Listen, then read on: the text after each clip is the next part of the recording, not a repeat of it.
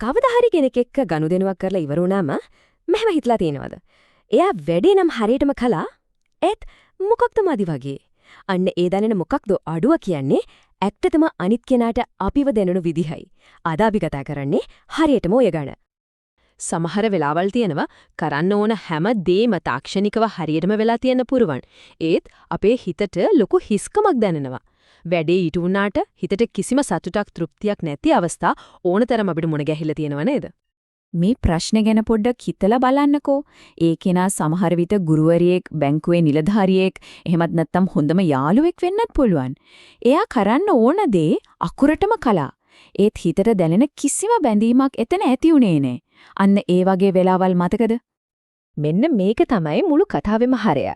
වැදගත්ම දේ අපි මොනවද කරන්න කියන එක නෙවෙයි, ඒකෙන් අනිත් කෙනාට මොනවද දැනෙන්නේ කියන එකයි. ඉතින් අද අපි මේ ගැන ගැඹුරින්ම කතා කරන්නේ ඔන්න ඔය මූලික අදහස ඔස්සේ. හරි. ඉතින් මේ ප්‍රශ්නෙට උත්තරයක් විදියට තමයි සර්ව් කෝල් කියන ආකෘතිය එන්නේ. හැබැයි මේක ව්‍යාපාර වලට විතරක්ම අදාළ දෙයක් නෙවෙයි. නෑ. මේක අපේ පෞද්ගලික ජීවිතේ සම්බන්ධතා ශක්තිමත් කරගන්න පාවිච්චි කරන්න පුළුවන් නියම ක්‍රමවේදයක්.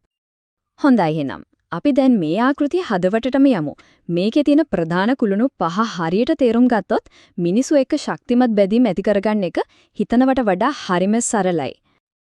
මෙන්න මේ තමයි ඒ කුළුණු 5. විශ්වාසනීයත්වය, සුරක්ෂිත භවය, දෘශ්‍යමාන දේවල්, සංවේදීකම සහ ප්‍රතිචාරාත්මක බව.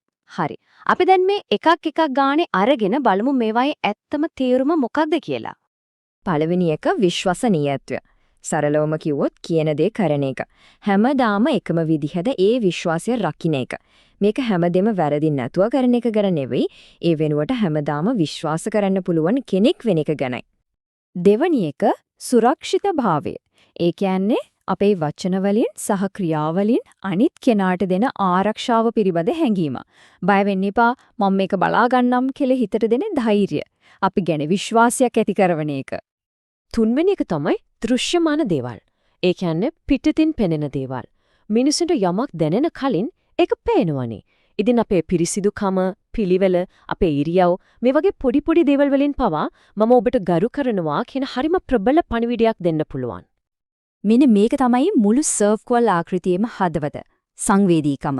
ඒ කියන්නේ අනිත් කෙනාගේ හැඟීම් ඔළුවෙන් විතරක් නෙවෙයි හදවතින්ම තේරුම් ගන්න එක. නිකම් ගනුදෙනුවක් ඇත්තම මානුෂ්‍ය සම්බන්ධතාවයක් බවට පත් කරන්නේ මෙන්න මේ ගුණයයි. අවසාන කුළුණ තමයි ප්‍රතිචාරාත්මක බල. ඒ කියන්නේ පස්සේ බලමු, කවදා හරි කරමු නෙවෙයි, දැන්ම ක්‍රියාත්මක වෙන එක. මොකද කෙනෙකුට අපිව අවශ්‍යම වෙලාවට කාලය කියන දේ හරිම වටිනවා. ප්‍රමාද වෙලා දක්වන සැලකිල්ල සමහර විට සැලකිල්ලක් නොදැකුවා වගේම තමයි. හරි, අපි දැන් මේ කතා කරපු දේවල් පොතේ තියෙන න්‍යායක් විතරක්ම නෙමෙයිනේ. අපි බලමු මේවා අපේ ඇත්ත ජීවිතේට, ඒ කියන්නේ ඉස්කෝලේ, ඔෆිස් එකේ, ගෙදර දොරේදී කොහොමද හරියටම ගලපගන්නේ කියලා. මෙන්න බලන්න නියම උදාහරණයක්. කෙනෙක් කියනවා මම මේ වැඩේ ඉවර කරනකම් පොඩ්ඩක් ඉන්න කියලා. දැන් කියපු දේ තාක්ෂණිකව ගත්තොත් වැරද්දක් නෑ තමයි. ඒත් අහන කෙනාට දැනෙන විදිහ අනුව ඒක සම්පූර්ණයෙන්ම වැරදි. ඇයි? මොකද එතනදී සංවේදීකමයි ප්‍රතිචාරාත්මක බවයි කියන කුළුණු දෙකම බිඳ වැටෙනවා. තව පොඩ්ඩක් හිතන්නකෝ. ගෲප් ප්‍රොජෙක්ට් එකක් පරක්කු කරලා දෙන ශිෂ්‍යයෙක් ගැන. එයා එතනදී කඩන්නේ මොකක්ද? විශ්වාසනීයත්වය. එහෙමත් නැත්නම් කවුරු හරි දුකින් ඉද්දී දාපු මැසේජ් එකකට පැය ගාණක් ගිහින් රිප්ලයි කරන යාළුවෙක්. එතනදී නැති වෙන්නේ සුරක්ෂිත භවය පිළිබඳ හැඟීම. බලන්න මේ දේවල් කොච්චර සරලව අපි ජීවිතවල වෙනවද කියලා. ඉතින් අපි ඉගෙන ගන්න ඕන වැදගත්ම දේ තමයි මේ. වැඩේ හරියට කරන එකෙන් ජොබ් එක රැකෙන්න පුරුවන්, ඒත් සම්බන්ධකම් රැකෙන්නේ සැලකිලිමත් වෙන එකෙන්. මතකේ රැඳෙන්නේ අන්නේ සැලකිල්ල. එහෙනම් මේ කුළුණු 5 අපේ දවසට එකතු කරගන්න පුළුවන් මානසිකත්වයක් බවට පත් කරගමුද?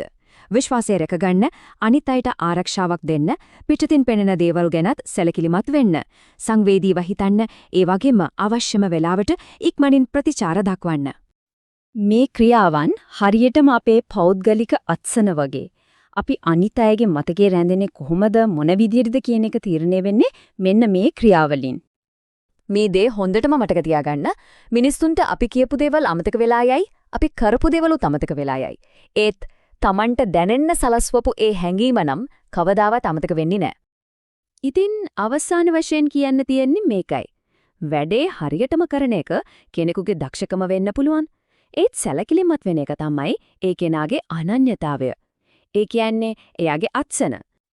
ඉතින් අද දවසේ අපි අනිත් අයට ඉතිරි කරන්නේ මොන වගේ හැඟීමක්ද? වැඩේ කරන එක විතරක්මදි. මිනිස්සුන්ගේ හිතේ රැඳෙන හැඟීමක් දෙන්න. අන්න ඒක තමයි සැබෑ සම්බන්ධතාවයක තියෙන නියම තේරුම.